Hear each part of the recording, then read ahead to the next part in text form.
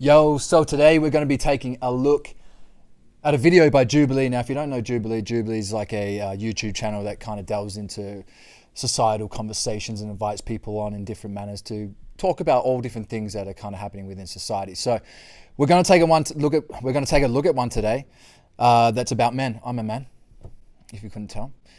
So maybe I have something to talk about with this, and maybe I have something to react to. So guys, let's delve into it. I like the way the old school ways work. They did work, we just messed it up. So that's important to you, to be like the breadwinner? I'm the caretaker of society.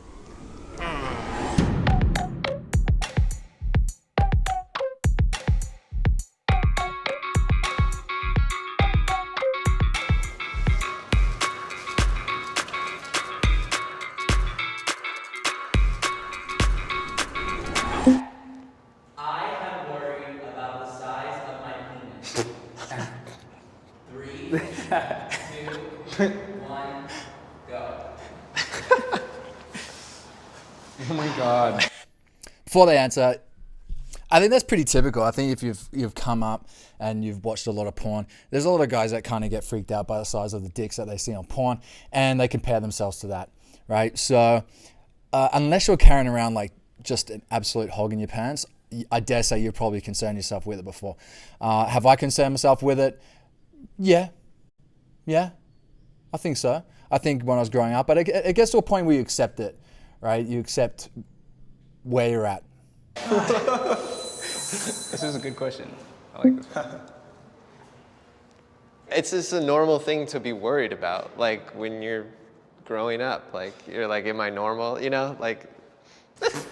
I hate this. I guess like when I was younger, I was like, whoa, is this normal? Is this not? But like, eventually I was like, nah, I'm fine. I feel like this whole conversation is just like bringing to my awareness how impressionable and like how much of our lives and our masculinity is defined by when we're kids. When everybody's like, oh, you gotta have a big dick, you gotta have a big dick. And all you see is like, only time you see a dick is on porn and it's like 14 inches, then it's like, well, mine doesn't look like that. Yeah. Then of course you're gonna like start thinking about it versus.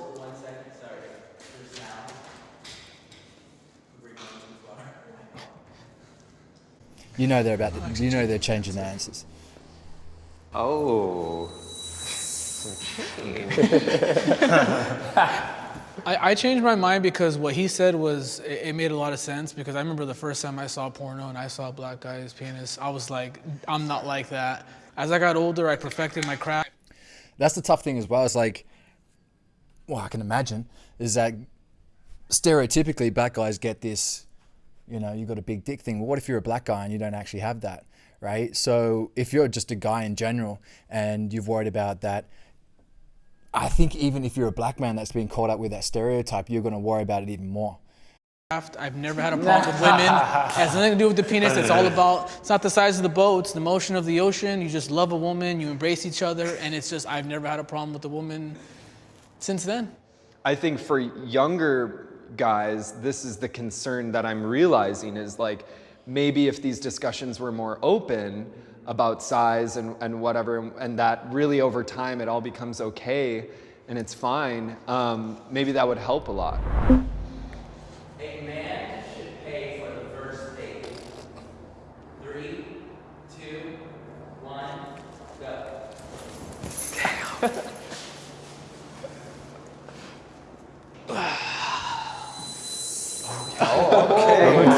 Nice. I like the way the old school ways work. They did work, we just messed it up.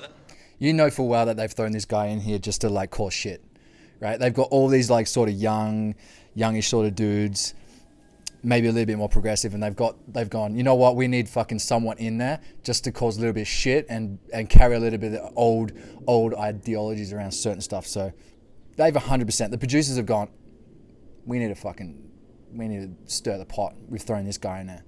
So that's important to you, to like take that leadership role? Tradition. To be like the breadwinner? I'm the caretaker of society. I don't even like saying it this way. Once you give the woman the power, then you just demasculated yourself. I want to stick to what's made me happy, and my grandparents, my parents, I'm just going to stick with it because it works. It's not perfect, but it works. Be a man, plain and simple. I don't know, I think we're just getting in dangerous territory when we start talking about chivalry. At the end of the day, it's like, yo, baby, if you want to pay for this, like, there is no hierarchy here. Like, if you want to pay for this, pay for this. And maybe next time I'm like, I just got a check, so I'll pay for it. Wasn't this the first meal though? You Yeah, said? the first one. Okay. You only get one chance to make a first impression. What does it matter if it's a girl or a guy? Look, I'm probably going to pay on the first date, but I will also accept people paying for me as well. My relationship with my girlfriend, when we go out, I probably pay for like every 2 out of 3 meals or something like that. And I think, you know, she's also not entitled. I know for me that I never wanted to be with an entitled, I just couldn't be with an entitled woman, where it's just expected, right? Expected to be able to pay for everything. But I love the fact that she wasn't expecting me to, and she'd actually, you know, want to put a hand up and go, hey, no, let me take care of this. And, you know, like I'll take care of it most of the time, but I'm quite happy to let her, you know, contribute wherever she can and whenever she wants to, you know, I'll take that any day. It's 2019, and your logic shouldn't be, like, no disrespect, like, oh, because my grandpa did it and it worked for him, then it works for me. If she's not gonna date me that second time because I didn't pay for her, I think I dodged a bullet. Yeah, 100%. But I love the fact that they've got these young guys here and they've got this kind of older dude that has these different sort of old school ideologies. Is that I hear so many people complain about dating and how fucked dating is and how they hate dating. And I think for my generation and people that were before the internet and before social media, and then were living in points of dating after when it was brought into the fray. And we've got this kind of weird space where we've taken ideologies that kind of worked before that time, and we're trying to make them work in a time where the circumstances and the variables that allowed them to play out the way that they play out are no longer the same. And I think a lot of people's expectations of sort of the dating scene and how to date is what's fucking up and making them hate it. And they're not deviated. They're holding on to these old ideologies in a time where they simply are not as relevant. Some are super relevant. Some are still, you know, tried and tested throughout the ages. But some of the frameworks that people want to maintain in a relationship these days have gone completely out the window. And while people are still trying to drag these very old ideologies into a time where they're not relevant, like, we're in an age where we're not dating people that were just down the street and we only had a very limited scope of the selection or the selection pool of people that we could date. We've got this wide open selection and awareness that we could find and date people from all over the world, right? So that's just one instance of why dating and everything has changed, and the goalposts have changed in some circumstances, while some have still remained. Now, I love the fact that they've got these young guys and these older guys sort of sharing these ideas, because we're seeing that and how this plays out. Now, if you're in your, you know, late 20s to early 30s, late 30s, you're probably in that generation that is in that very interesting transitional period of pre-internet, pre-social media, and after social media, and dating during that period, is that we're going to have some of the biggest difficulties in shifting our relationship to how relationships work and our expectations towards how they should work, and if we need to deviate on our expectations and how we see the dynamics of relationships playing out. Toxic masculinity is overblown. 3, 2, 1, go. Overblown. Wait, overblown. What is that? Can you use a different word? Yeah. Oh, that's the exact right word. Yeah, I think I just somewhat agree that it's blown out of proportion, because I think what happens with social media is a group of people coin a term, and now we're all painted by it. Like, we are not in like a post, I don't know, like rape culture world, you know, like women are being catcalled every day. And so like men are still, I think, seen or experienced as like a predatory presence to women. So like, that's why I just don't think it's like overblown. I think it's just, it's new. Men haven't become toxic. Men have abused their power since the dawn of fucking time. This isn't new. Men have been fucking shit, displayed poor behavior for forever. This is not something that's just happened overnight. I think we're becoming more and more aware of poor behavior. But the reason why I say it's overblown is because anytime, and I hate the fucking term toxic, like I can't tell you, but anytime we talk about poor male behavior, it immediately falls under a flaw in masculinity. I've got to tell you, like, some of the worst things and worst behaviors I've ever portrayed have been when I'm in my feminine, right? And a lot of women that are going to hear this are going to be like, oh, so when you acted badly, you acted like a woman. And this is the fuck thing about some of these ultra spiritual guru guys that are kind of pandering to the wounded parts of women, is that they understand that when a woman hears feminine and woman hears masculine, they immediately go man and woman, when they're both inherently traits that are within everybody. So when I said I'm a man that acted poorly within my feminine energy, I'm not saying I acted like a woman. I'm saying I acted like a man that was in his feminine. A large part of masculinity is emotional awareness, to be able to go and kill off an emotion. If you don't understand, femininity is life force and creation, and ultimately masculine is death. And when we're looking at emotions, life force is a continuation and flow of emotion. Death is the cutting off of it. And that's where we see it as a suppression for a lot of men, is that ability to just go and cut it off. But that has its services at times, especially when you've got anger, is to be able to realize you're angry, cut that emotion, be able to wheel yourself back in and be able to not behave out of emotion. Right? Anytime I've been flippant and done something when I was younger that was unhealthy and lacking emotional awareness to be able to curb my emotion to make smarter decisions, is when I was ultimately my feminine. Again, we take into biological markers of the fact that we carry testosterone. So a man in his feminine times testosterone is a fucking nightmare sometimes. And that's not always masculine. So the reason why I say that toxic masculinity is blown out of proportion isn't the fact that there's poor male behavior and men have to look at themselves and improve. And as a whole, we need to be better.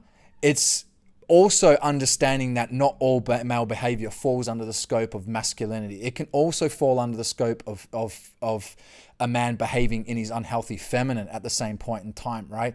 So that's the main reason. It's not denying the fact that, men have acted poorly and acted horribly over millennia. It's just the fact that we've used masculinity as a scapegoat for every single poor male behavior. And I understand that, for me, realizing sometimes where I'm my most unhealthiest in my behavior is when I'm in my wounded feminine, right? I'm still a man, but I'm just within that energy. And again, like, it would probably be best for me, but like, my following is 70% women or whatever. It probably would be best for me to pander to women for marketing reasons. But I don't think it's of service, because what ultimately happens is when we create this masculine equals bad, feminine equals good, very serviceable parts of masculine traits then get denied by women that could really, really use them to go and do incredible things out in the world and harness, to organize their feminine and their creativity to be able to thrust it out into the world and do a whole ton of good and just continue to thrive. But because we're continually perpetuating this idea of masculinity being like unhealthy every time a man does something bad, I think is doing a disservice to pretty much everyone. Okay? Consistent with all my beliefs and all my morals. I'm very traditional. I see what you're saying, but the way you're framing it, like this word moral is kind of We don't know what that is anymore, though. That's well, the it's like, it problem. sounds like you're saying like it's men's. Oh, we know what moral is. These days, it's just a pissing competition for who's most moral and who's most good. So we don't know what moral is anymore. Look, again, we do, but it's gone to such a degree where now it's such a contest for who's the most noble, who's the most righteous, who's got the highest moral standing, and who therefore knows what's best for society. And it's just like, this is what we're seeing with woke culture, is just, look, I've got shame. I felt like a bad person at one time. I need there to be a hero and a villain storyline, and I want to be the hero, and there needs to be a victim, and there has to be a perpetrator. And for morality, people are just continually having a pissing contest for who knows best, and it's getting out of hand. Men's job to be like the moral compass of society. It is. I think it's everyone's job. It's everybody's, but men, if men want to coin themselves as the leaders, you have to hold up to the good and the bad. That's part of the problem, though. Like, that's what I think toxic masculinity, or it's putting too much pressure on yourself. I mean, it's very obvious that we're grappling with like the history and the damage of like what a world completely run by men does to us. That's why I think we're talking about toxic masculinity. I am comfortable showing my emotions. 3, 2, 1, go.